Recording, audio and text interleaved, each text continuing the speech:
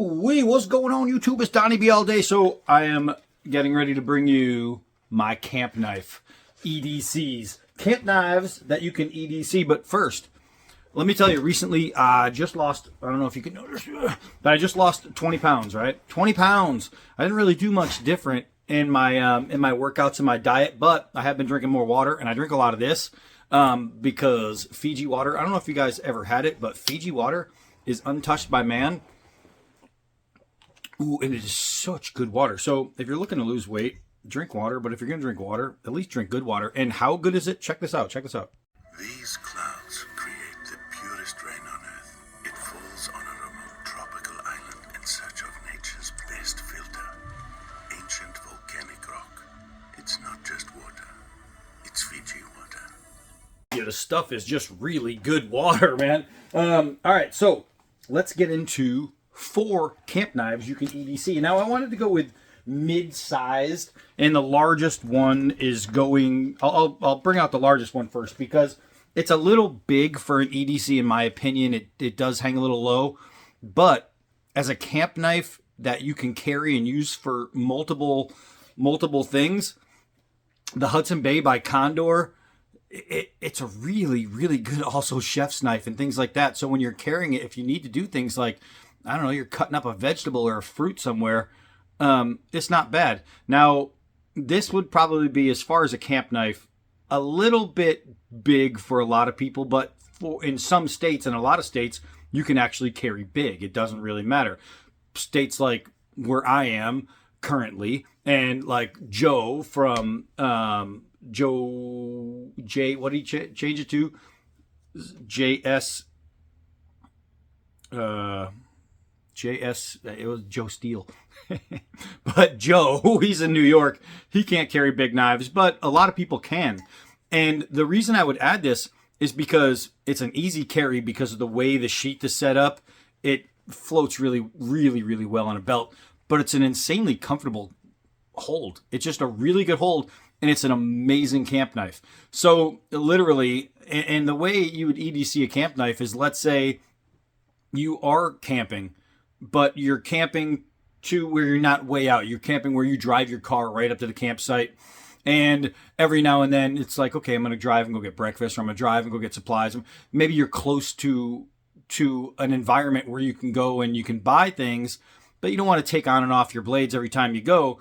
So if this is your camp knife, it's really easy to just keep it on your side and go. The sheath is nice enough looking, so they do a really good job in the sheath, to where if it's hanging on your side, nobody's really going to look at you like you're some kind of delinquent, because it's just nice looking with the handle sticking out just like that. It doesn't show enough for people to have a natural fear. People get scared of things that they can see. When it's hiding, they generally don't get as scared. And if all they're seeing is this, you know, especially if you're dressed like you're out camping, then it's going to be okay. But most definitely the Hudson Bay by Condor. And I don't remember the steel. I don't know if it's 1075, 1055. I know it's a high carbon steel, but it's done really well. It's done really, really well. This is an excellent, excellent knife, and something that, even though it's big as a camp knife, you can carry. Now, I'm going to bring out 2 that are camp knives, but one's more of a hunting knife, and the other one is more of a survival knife. And I know there's a very fine line between camp hunting and survival. A lot of them are pretty much the same, but it just comes down to it. Now, this is more of a bushcraft style, but a bushcraft knife is a camp knife. And this is the Knives of Alaska bush something. Bush camp knife. That's what it's called. The Knives of Alaska bush camp knife in D2. I love D2 in a knife steel. It's just really, really good. The grip is insanely comfortable. The close grip is insanely comfortable. Everything about, and this is just a great freaking knife. Again, with a really nice leather sheath. Really nice. Oh, smells wonderful. But, it's just a really good package for a camp knife. You can baton with it. You can do all your feather sticking with it. You can use your hollow pin, as a fire starter, right? So you can use a lot of this just in your everyday camp knife tasks. You can hold it down because it flares out really, really nicely. They did an amazing job in this handle. You can hold it down and you can chop with it. There's not much you can't really do with this as far as a camp knife. Plus, you can skim with it, which is an added bonus. But outside of that, it makes for a really good EDC. Unlike the Hudson Bay, which is kind of on the cusp for me, and I just added it because I don't know, it kind of belongs there. I was thinking about that or a different blade, and I grabbed that one instead. But this right here is open up boxes, cut your ropes, cut your hoses, you cut open an apple, just do whatever you need. This is a great knife for all tasks, even though it's more of a camp knife. So if you have a chance to look up Knives of Alaska knives, I highly recommend it because they're excellent freaking blades. And I mean excellent blades. So the next one that could be controversial, and only because of the name, this is the Cold Steel Recon Scout.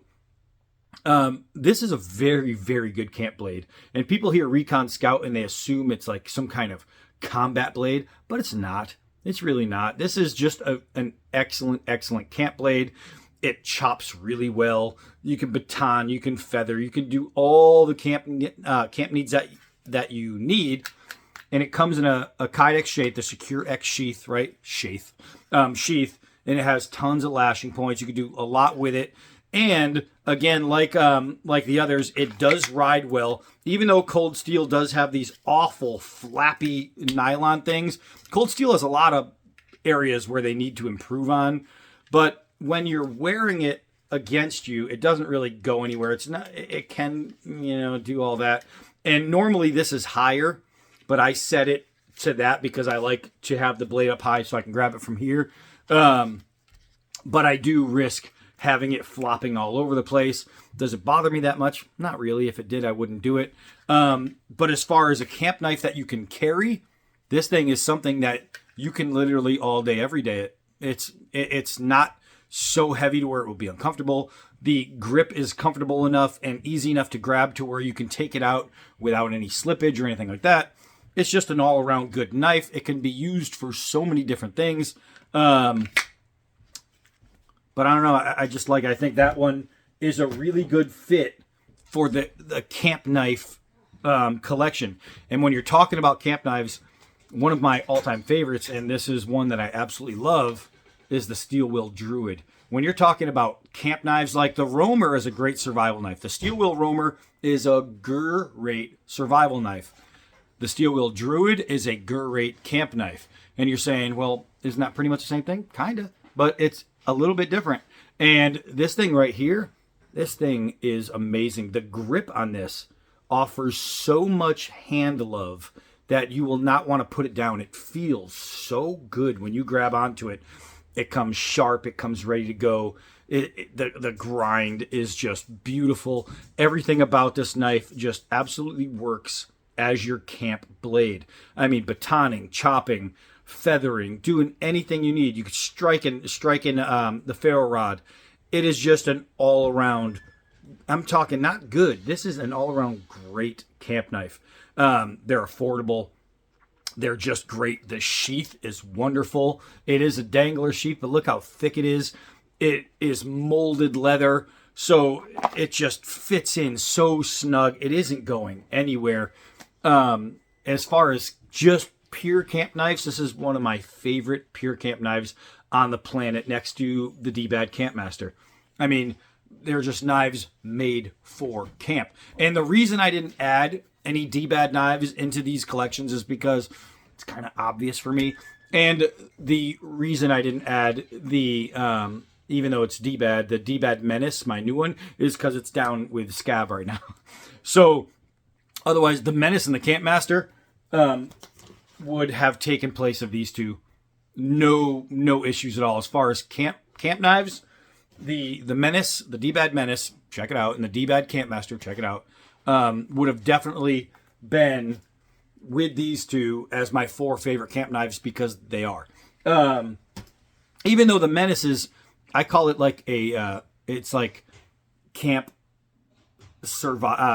protection knife. It's like a great personal protection fighting knife. but with a camp blade style. So it is a really well-rounded knife, and anything with an edge and a point you can obviously use for self-defense. But the Menace is really good for it. So if I was really going for, it would be these two and those two, but they're D-bad, so I'm going to leave them out.